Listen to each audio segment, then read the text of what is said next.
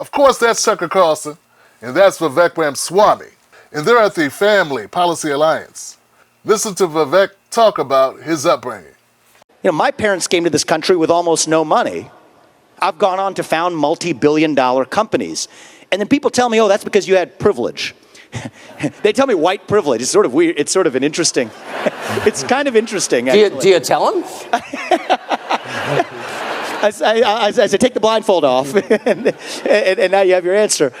But the interesting answer is, actually what I do tell them, Tucker, is that I did have privilege. I didn't grow up in money, but I had two parents in the house, a mother and a father, with a focus on education and a faith in God. And you know what? That is the ultimate privilege. That if I'm going to enjoy that, every kid in this country ought to enjoy it too. Vivek's what you call an anti-woke activist. And here he's talking about how his family came from nothing. And he was still able to achieve because they were a man and a woman, believed heavily in God, and valued education. How does the boy from Cincinnati become an anti-woke activist who's now running for president? In this video, I'm going to tell you a story of how that happens and how our lives are sometimes shaped by invisible forces. In the heart of Ohio, two boys are born on the same day, same year.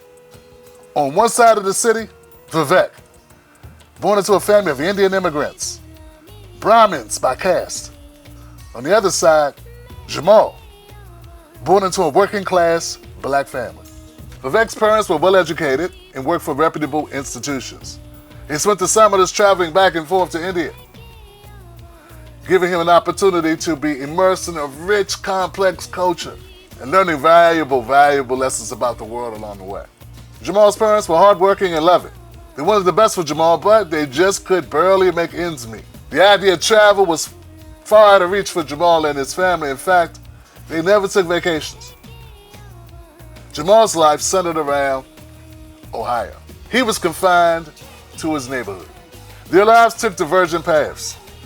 Vivek attended prestigious institutions like Harvard and Yale. He then turned his focus to finance and entrepreneurship, creating companies, accumulating vast wealth, and ultimately running for the Republican nomination for president. Meanwhile, Jamal battled to overcome the obstacles of a system that wasn't built for him. Despite being equally bright and ambitious, the opportunities accessible to him were limited. Jamal's potential was untapped. Vivek, now a self-proclaimed anti-woke activist, he argues against victimhood.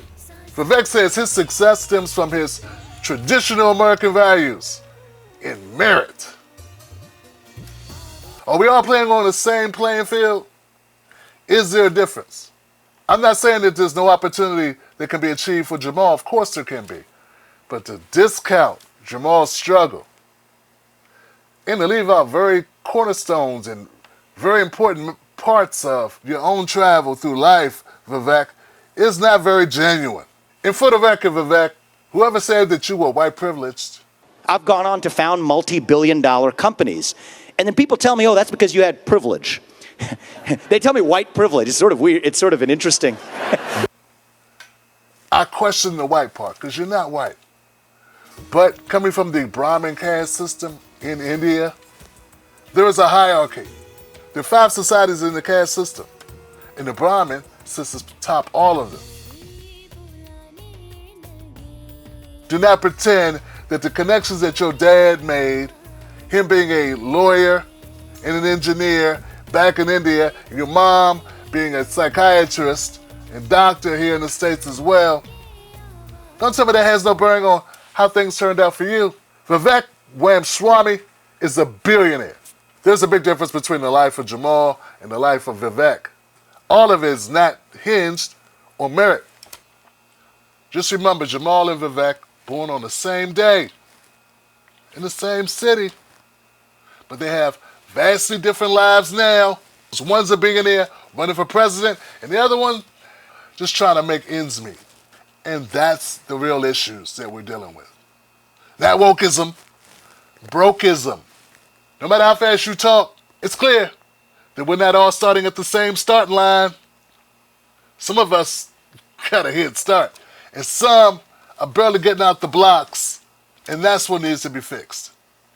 It ain't funny, but that is the punchline. For more content that hits home, subscribe to this channel. My name is Tim Black, and you have been watching Tim Black's The Black Table. Tim Black's Black Table streams Sundays at 7 p.m. Eastern Times. You better tell somebody.